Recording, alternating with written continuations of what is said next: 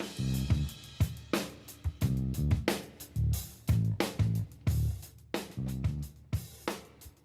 everyone, welcome today to the College to Career Readiness Program. Our presentation today is on the topic of professionalism.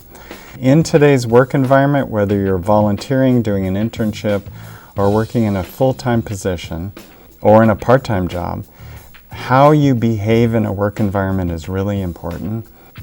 This pertains to not only your nonverbal cues, but also how you communicate via email, how you communicate over the phone, how you're dressed, your attitude, kind of your professional demeanor. And as part of the College to Career Readiness Program, we want to give you some tips and ideas and things to think about in the topic of professionalism. Some of you, as you watch this, will have done these already in work environments that you've been in. Hopefully it will remind you of some important topics as well as give you some additional things to consider. During today's presentation, we have an activity sheet that you can download from the College to Career Readiness Program website. And today's activity sheet has 5 points that you'll be typing in. We made the sheet so it's a fillable form, so you can type in your answers either at the end of the presentation or as you go through the presentation today. The first 4 slides of today's presentation are going to be on some tips and suggestions related to the topic of professionalism. So let's get started. So what we'd like you to do on this first slide is kind of scan through some of these basic pointers and choose one that really stands out for you and type it under number 1 in your activity sheet. I would like to highlight a couple. In today's work environment, collaborating with others and being able to work on teams is vitally important. And showing that flexibility and adaptability and having really good communication skills and being a team player is vitally important. The other thing toward the end of this list on this page is taking initiative and being open to feedback. Whether you're in an internship or a part-time job or in a full-time professional position, showing openness to feedback, being willing to learn, and really letting your supervisors and colleagues know that you're really open to gaining new skills and being open, having a really positive attitude for feedback, as well as taking initiative on your own when it's appropriate is really important. Again, on this second slide, you can kind of scan through these topics and choose one that really stands out for you. Be sure and read all of the points. A couple that I'd like to highlight is I really like the last one where it talks about bringing solutions when pointing out issues that need to be resolved or problems that you identify.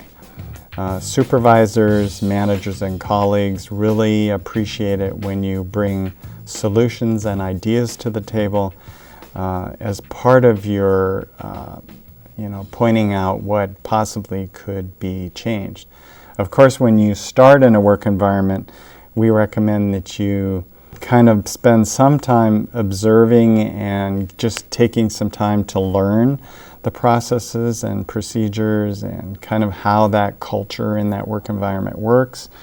And you can certainly meet individually with your colleagues or supervisors if there's anything that you're wondering about or ideas you have that you may want to offer. Okay, here's the third page on some of our tips that you can type in on number 1 of your activity sheet, where you can choose one of these that really stands out for you. I really like the one that says saying thank you, really showing your appreciation when colleagues do work on a project, for example, that's done well, and they put out effort, and you might have been part of the team. And really thanking the team, whether you do it via email or in person, really goes a long way in terms of how people view you and their ability, their willingness to kind of have you participate going forward. Also, it's really good to think ahead and plan and give managers and colleagues a heads up when it's appropriate. If you're going to be gone, for example, out of the office for a couple days, it's very appropriate to send an email and let everybody know your schedule, just in case somebody might be looking for you or needing your assistance while you're gone. On this next slide, again, kind of scan through some of these. A few of them are really, really important. I feel following through with your commitments, and when you drop in on a colleague, rather than walking right into their office, be sure and stop right at the door and just check with them if they have a couple minutes to chat, or if it'd be better to talk with them at a later time. But again, pick one of these and enter it in number 1 of your activity sheet. Another really important area that we talked about briefly is taking the initiative. This is something that employers really pay attention to. If you kind of hide out in your cubicle or in your office and you just wait until somebody gives you direction, that won't be the best use of your time, or showing leadership and showing your willingness to kind of think ahead and plan ahead and take initiative when things need to be done. These are some additional points on the topic of taking initiative. Again, we talked about being open to feedback and suggestions, and really pay attention to your nonverbal cues and what you're projecting to others in the room. Certainly, if you're in a room and somebody new enters, it's really important to introduce yourself, say hi, have good eye contact, smile, and really demonstrate a welcoming attitude. That's really important. This becomes really important when students begin to transition from school into the world of work for the first time, because sometimes they interact with people in a work environment like they would their friends, or in more leisure environments, which wouldn't be appropriate in a professional environment. This next slide really talks about, again, taking the initiative, but more importantly, kind of checking your attitude. Do you have a positive can-do attitude, and are you really showing that you're there to work with others in a collaborative manner, taking action and offering solutions? So this is something that's really important. If sometimes when we get in work environments, we display an attitude, either as well as verbal or nonverbal cues, that show a little bit of arrogance, and we want to really check ourselves in that case, because that can be off-putting to employers and colleagues, and it really impacts how others view you. So this is just something to pay attention to. Many of you, this won't be something that you have to worry about, but sometimes we do things unconsciously that we just want to be aware of. This is the second point on your activity sheet. This slide, what I'd like you to do is list 2 suggestions out of the ones listed here, and you can type them in on your activity sheet with regards to email correspondence. Emails in a professional environment are so important because you'll be required to do that so very frequently. These are some really important points. For example, be sure and have a signature at the end of your email, that whatever's appropriate in your work environment, but for example, your name and your title and your department and your contact information. Be sure and double check and reread all correspondence, email correspondence, before you send it. You want to make sure there's no incorrect spelled words or grammar errors in your email.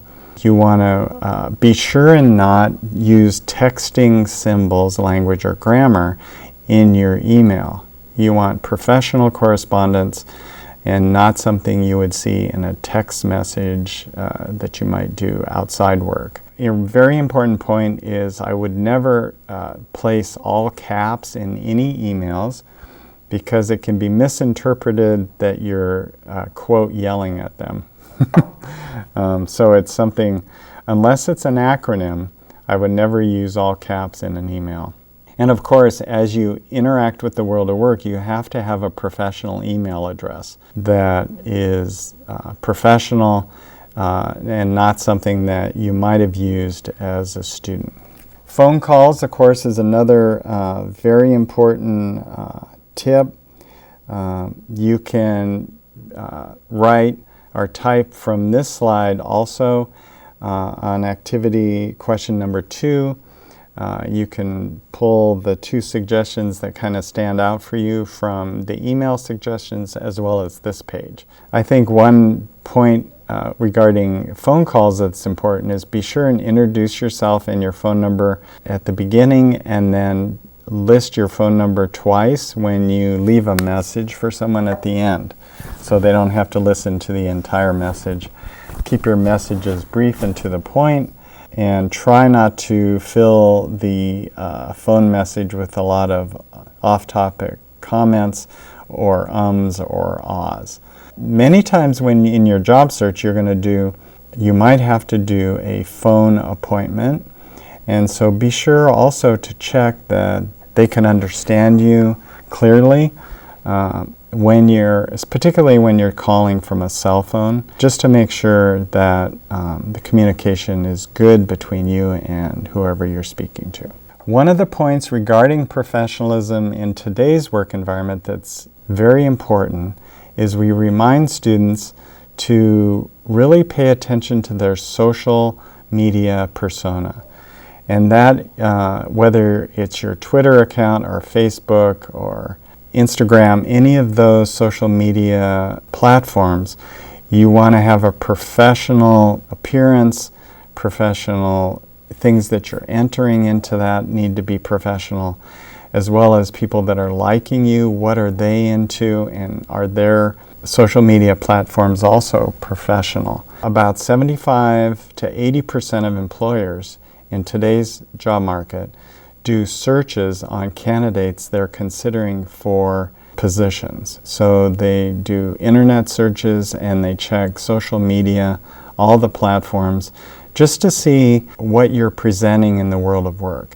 We've had a number of cases where candidates actually got positions because their LinkedIn professional networking site was active and they had a LinkedIn page for themselves. So this whole topic of social networking is important. There have been a number of cases where candidates lost job offers because of how they portrayed what they had online in terms of their social media platforms. So be sure and clean those up as you begin to enter into the world of work, and before too. Okay, this next slide are just some additional pointers. We'd just like to have you scan through these, pick one or two. You don't have to enter these on your activity sheet, but several of these are very important in terms of how other colleagues view you. You definitely want to wear professional clothing that is clean in appearance, that's not too casual, that's appropriate for a professional work environment. Really pay attention to perfume or aftershave or cologne that you might be wearing. Really keep that at a minimum or none at all, because many people in today's work environment may be allergic, or it may be off-putting to some people if it's too strong. So just pay attention to that. Really treat your work environment, it's important that it's clean and you pick up after yourself. The two pictures on your slide are definitely examples of work environments that you don't want to leave when you're there, because it definitely is a reflection of, or can be, of kind of how you work too. Although we all work in different ways, but being organized really adds to how other people view you, as well as how efficient and productive you are in a work environment. Of course, your nonverbal communication skills are important. And in activity question number 3 on your activity sheet, I'd like you to scan through these and pick one tip on this page that really stands out for you. Certainly several that we've talked about already. One important point is the handshake. It really is important to have a handshake that's a full handshake, not just holding on to someone the tips of their fingers, but having the web between your index finger and your thumb be touching with the person that you're shaking their hand with, and it's not too firm or too weak in terms of pressure that you're applying. Again, we talked about smiling and maintaining good eye contact and have a welcoming, positive attitude. This slide has a photograph on it, and it definitely shows an example of nonverbal communication and how not to do it. It's pretty good. Okay, at the end of our presentation today, I have a little quiz, and so I'd like you to, on part 1 of this quiz, there's 2 slides that pertain to this. I'd like you in questions 4 and 5 on your activity sheet to just type in one that really stands out for you. So we'll go through these. Okay. It is okay to drop in on coworkers if I feel I have something to ask them or tell them. Of course, this is something that is definitely appropriate. However, you want to be sure and check with them before you just walk into their office. Stand outside the door, kind of pop your head in and just ask them if they have a couple minutes to talk now, or if a little bit later in the morning or afternoon might be a little better. I kind of like asking or questions like that, just because it gives them 2 options to choose from. It is appropriate to order an alcohol drink when meeting colleagues after work for a social hour. This is something that's, a personal preference. Generally, we recommend, especially during the hiring process and interviewing process, if you should go to lunch or dinner, maybe order a non-alcoholic drink if you're going to order any at all, and not something that has alcohol in it. Once you've been in a work environment for some time, and if there's a social gathering after work, it's certainly appropriate, if you choose to maybe order 1 drink, but no more than that, generally speaking, since you're around colleagues. And it's still very important to be professional and be able to be conscious and what's going on around you, as well as your own behavior and language you're using. I'm able to miss a soft deadline without discussing this with my supervisor. Of course, this is something you do not want to do. Any agreement or deadline, whether it's a soft deadline or it's a firm deadline, you must keep your supervisor and colleagues that are part of the team in the loop as to your progress. Telling jokes and being funny at work can get you into trouble if it's not done in a tasteful manner. Our recommendation is that you just kind of refrain from that and not do it. As you get to know colleagues and coworkers, you might have humor that's everyone uses kind of within the office pertaining to your job, but it's just something we want to give you a heads up to be very cautious about. Disagreeing with your supervisor is appropriate when you feel you're right. Of course, supervisors as a whole like your feedback and your ideas, but it's very important how you do it. So I kind of like acknowledging things they've said or procedures or processes that are going on in the office, and asking if they'd be open to some additional ideas as it's appropriate is a good thing too. It is unpleasant to ask coworkers and manager about their weekends, since this topic is more personal in nature, or unprofessional, I should say. This is something that's very appropriate. You don't have to ask a lot of invasive personal questions at all. Just asking colleagues or coworkers how their weekend was is very appropriate and really adds that little more personal touch in a work environment. It's very important. So those are some of the ones on part 1. Now this is part 2 of the professionalism quiz. And as we go through this, choose one that really stands out for you, and you can type it in on number 5 of your activity sheet. So as a new employee, it's okay to complain about other colleagues when I am with coworkers that are my friends. This is one of the things that sometimes happens in a work environment, but we strongly recommend that you really don't talk about other people or say anything negative or talk about other colleagues when you're in a work environment. It's not very professional, and it's something that starts really impacting you and how other people view you. So whether you have to remove yourself from the conversation kind of politely or just not participate, if it goes in that direction, it's really better that you stay on a positive note in a work environment. Secondly, once you start your new position, you're able to talk with colleagues in a more casual manner since you have the job. This is something that will sometimes happen, except sometimes when you get more casual in your conversation, it's not professional at all. Particularly when you interact with clients and you're really representing the entire company. So you always want to be conscious and purposeful and professional in your conversations, not anything that can be construed as too casual or off-putting to others. Being late for meetings only by a few minutes is acceptable, since others are sometimes late too. Again, this is something that's not appropriate or recommended at all. In fact, we recommend that if anything, you're early, a few minutes early or right on time for meetings.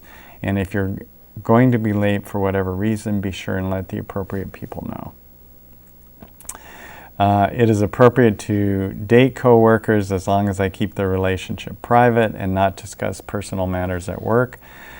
Dating in a work environment has a lot of risks to it. You never know where the relationship's going to go for sure, and if it does sour or doesn't turn out very positive, then it can really impact a work environment. So this is just a word of caution, and use your own judgment. It certainly does happen, but just be aware of the possible consequences if you decide to do that. It is very important to only talk about work-related topics with coworkers and managers, since you're now in a professional setting. Of course, most of your conversation will be work-related. However, many colleagues, as they get to know each other, have common interests that might relate to leisure activities or topics outside work, and it's appropriate if done minimally and in an appropriate manner, as long as it doesn't impact your productivity and your time that's needed to accomplish tasks. If your supervisor seems to frequently talk in a negative manner, so I guess it's okay for me to do the same. Again, this is something you do not want to do, regardless of what your supervisor does, and try to steer the conversation or point out positive aspects as needed. So kind of pick one of those and enter it on number 5 of your activity sheet. Another really important aspect of professionalism, of course, is dressing professionally. In today's work environment, each work environment will have certain expectations about what's appropriate once you get the job, and they will be sure and let you know. You can also gain some insight by talking with colleagues and seeing how other people are dressing on the job. But for sure, when you interview, it's very important to have your interview outfit. Might be a little bit different if you're applying for a part-time job at Sacramento State, for example, while you're in school versus a professional position or internship at a later point. So the following are a few slides I'd just like to show you. You often hear the word business casual in work environments. So this is an example of some pictures related to business casual. Certainly in many work environments this is very appropriate on a day-to-day basis. And even if you're applying for, let's say you're applying for a student assistant job at an office here on campus, this would be an appropriate appearance in terms of your interview. Certainly if you wanted to dress up a little bit more in certain environments, it would be even more appropriate on campus. But generally this would be appropriate. And then in professional work environments and for preparing for getting ready for your interviews, whether it's an internship or a full-time position, dressing more professionally in terms of wearing a suit, for men, a jacket and a tie and slacks that match, and for women, pantsuit or a skirted suit is appropriate, but certainly dressing up and showing that kind of professional confidence and demeanor is really important. The career counselors in the Career Center at Sacramento State are available to assist you. We also have some community resources that have professional clothing and dress on a very discounted or free, or there's no charge for them basis for anyone that might be interested in that. So just stop by if needed. These next few slides are just to give you some kind of visuals for what's appropriate within work environments, particularly for internships, part-time jobs, and full-time positions. And then lastly, we have some handouts for you today that you can download from the College to Career website. These three you can download. One is 42 Ways to Make Sure People Like You and Respect You. It's an excellent handout. Professional Boundaries in the Workplace. And also there are some strategies for saying no professionally. But rather than saying no, what we recommend is you set up a situation where it's a win for you and a win for them.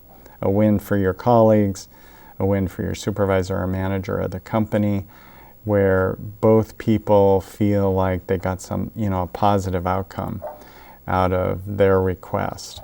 So I think this handout is really good, particularly as you proceed further in your work environment.